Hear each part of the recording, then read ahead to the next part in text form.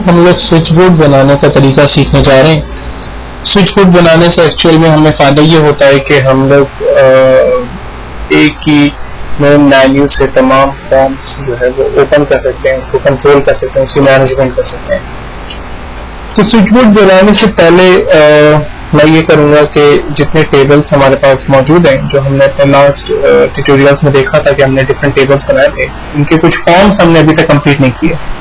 तो हम लोग डिफरेंट फॉर्म्स जो है वो यहाँ पर क्रिएट कर लेते हैं ताकि स्विच बोर्ड की मदद से हम उन फॉर्म्स को आसानी से ओपन कर सकें। तो जेंडर नाम का एक टेबल है हमारे पास, हम इसका फॉर्म क्रिएट करते हैं। हम क्रिएट के टैब में जा रहे हैं और यहाँ से जस्ट फॉर्म के ऊपर हम क्लिक करते हैं, तो ये जेंडर का एक टेबल हमारे पास फॉर्म एक क्रिएट हो गया। इसको हम सेव कर लेते हैं जेंडर के नाम से ही। इसी तरह से क्लास का एक टेबल है हमारे पास, हम फॉर्म में जाकर इसका भी एक फॉर्म क्रिएट करके इसे सेव करके बंद कर देते हैं। सेक्शन में चले जाते हैं, इसका एक फॉर्म क्रिएट कर लेते हैं, सेव करके क्लोज कर देते हैं। पर्सनल डिटेल के नाम से हमारा एक टेबल, हमने इसको क्लोज किया। अकाउंट्स के टेबल का भी एक फॉर्म क्रिएट कर लेते हैं और लास्ट है हमारे पास फीस का। अब इन तमाम फॉर्म को ओपन करने के लिए हमें जस्ट फॉर्म पे डबल क्लिक करना होता है, वो फॉर्म हमारे पास ओपन हो जाता है। लेकिन अब हम एक टेक्निक यूज करते हैं जिसकी मदद लेते हुए हम फॉर्म को डायरेक्टली एक ही मेन्यू से ओपन कर सकेंगे। और ऐसा करने के लिए हम डेटाबेस टूल्स में जा रहे हैं और यहाँ से स्विच बोर्ड मैनेजर को यूज कर रहे हैं। स्विच बोर्ड मैनेजर को जैसे ही हम यूज करते हैं तो हमें ये कहता है the switch board manager was unable to find valid switch board in this database, would you like to create one. तो हम कहते हैं यस, हमें एक स्विच बोर्ड यहाँ क्रिएट करना है।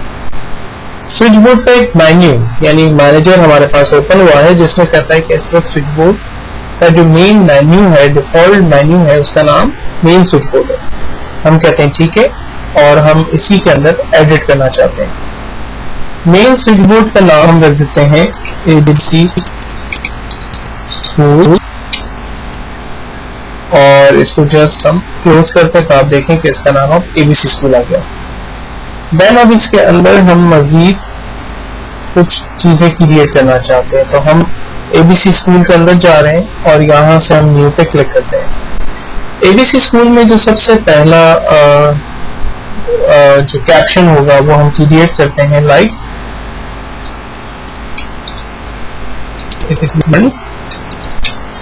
डिटेल। इसमें डिटेल पे जब क्लिक हो तो क्या होगा, गो टू स्विच बोर्ड। हमने कहा नहीं, गो टू स्विच बोर्ड में ना जाए बल्कि open form in add mode. अब यहाँ पर देखें डिफरेंट कैटेगरी है। Open form in add mode का मतलब है कि हम फॉर्म के अंदर रिकॉर्ड ऐड कर सकते हैं।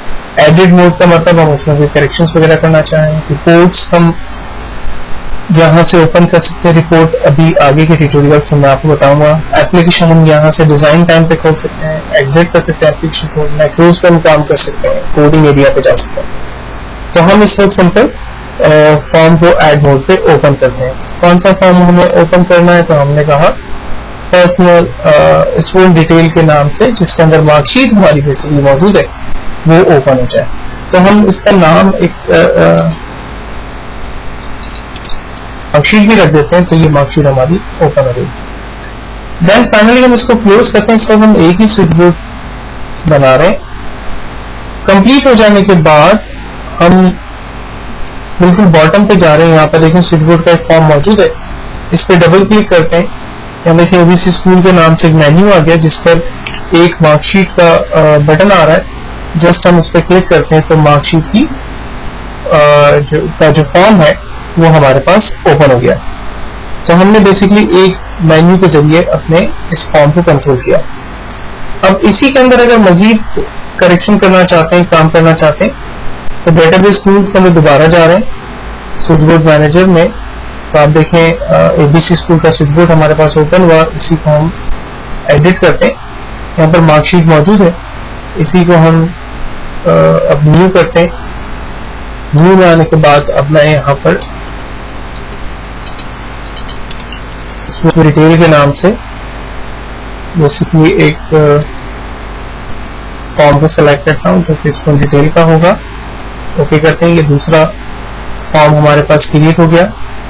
देन उसके बाद दोबारा न्यू पे क्लिक करते हैं और अकाउंट्स के नाम से हमारा एक फॉर्म है, उसको हम यहाँ से ओपन कर लेते हैं।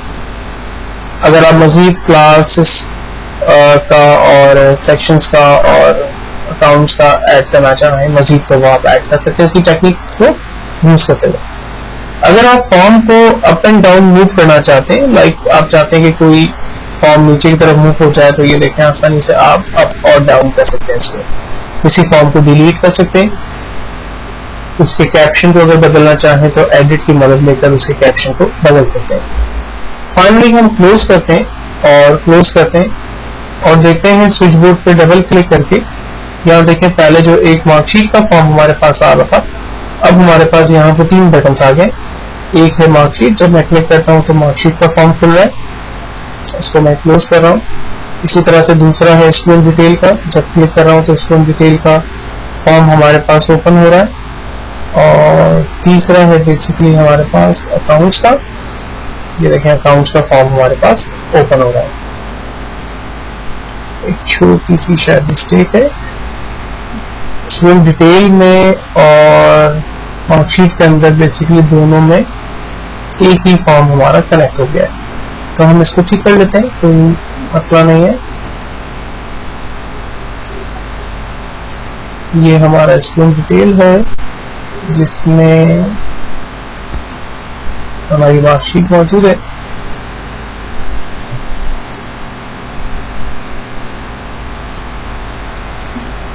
तो मार्कशीट से बेसिकली